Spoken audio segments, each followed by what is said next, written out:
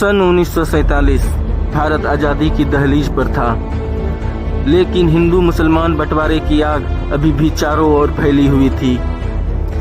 565 रियासतों में से लगभग सभी ने या तो भारत या फिर पाकिस्तान के साथ जुड़ने का फैसला कर लिया था, लेकिन कुछ का भविष्य अब भी अनिश्चित था, जैसे जम्मू और कश्मीर की प्रजा अधिकतर मुसलमान थी, लेकिन वहाँ का राजा था हिंदू, महाराजा हरि सिंह, जो हमेशा से भारत के साथ जुड़ना चाहते थे, लेकिन इसके लिए पंडित नेहरू तैयार नहीं थे। पंडित नेहरू चाहते थे कि महाराजा हरि सिंह कश्मीर की बागडोर उनके प्यारे करीबी दोस्त शेख अब्दुल्ला के हाथ में सौंप दे। दोनों के इस राजनीतिक खिंचातानी का फायदा उठाकर पाकिस्तान ने रात के अंधेरे में जम्मू कश्मीर पर हमला कर दिया और मजबूरन राजा हरि सिंह को नेहरू जी की शर्त माननी पड़ी। इससे पहले कि भारतीय सेना दुश्मनों को कश्मीर से पूरी तरह खदेड़ पाती, भारत ने यूएन का सीज फायर प्रस्ताव मानकर पाकिस्तान के साथ युद्ध रोक दिया। इस तरह कश्मीर का 1/3 हिस्सा पाकिस्तान के अवैध कब्जे में चला गया। भारत का एकमात्र मुस्लिम बहुल राज्य होने का फायदा उठाकर शेख अब्दुल्ला ने भारत सरकार से कश्मीर के लिए एक खास पहचान की मांग रखी। ऐसे जन्म हुआ आर्टिकल 370 का। इस आर्टिकल 370 के अंतर्गत अलग विधान, अलग प्रधान और अलग निशान को स्वीकार कर मानो हमने अपने ही देश में एक नया मुल्क खड़ा कर लिया था।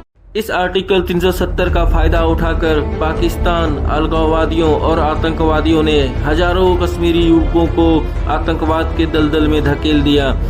इन्होंने भारत को तोड़ने के लिए कई सारे पैतरे आजमाए।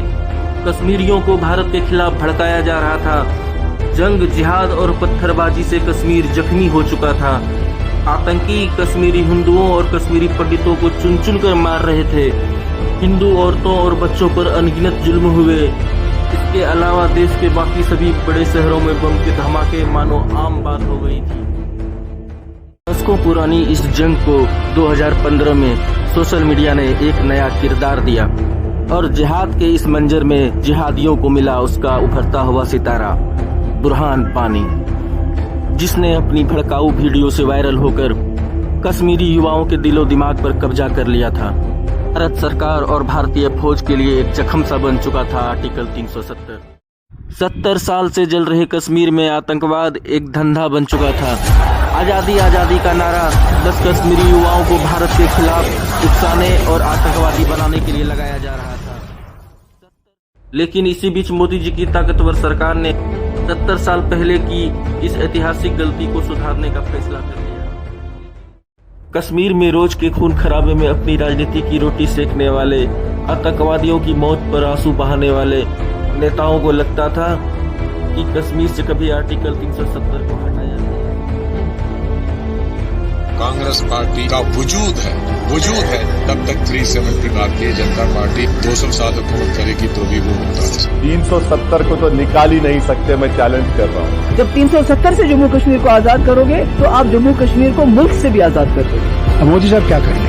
वो कभी भी अगर वो 10 दफा भी हिंदुस्तान के प्राइम मिनिस्टर बनेंगे वो 370 को नहीं छोड़।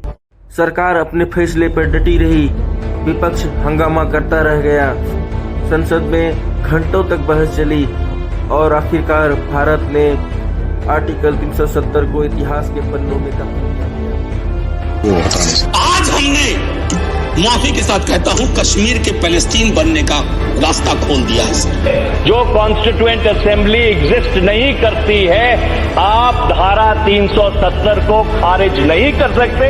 370 के सभी खंड लागू नहीं होंगे। एक देश में 2 विधान, 2 निशान और 2 प्रधान नहीं चलेगा, नहीं चलेगा। वो कहते थे कश्मीर से धारा 370 हटेगी तो ये हो जाएगा, अरे तिरका नहीं हिला। Wake up and smell the coffee. 370 is history. कि जम्मू एंड कश्मीर के पीए को आप भारत का हिस्सा नहीं मानते हो क्या? एग्रेसिव ना हो, जान दे देंगे इसके लिए। क्या बात कर रहे हो? We have held that Article 370 is a temporary provision.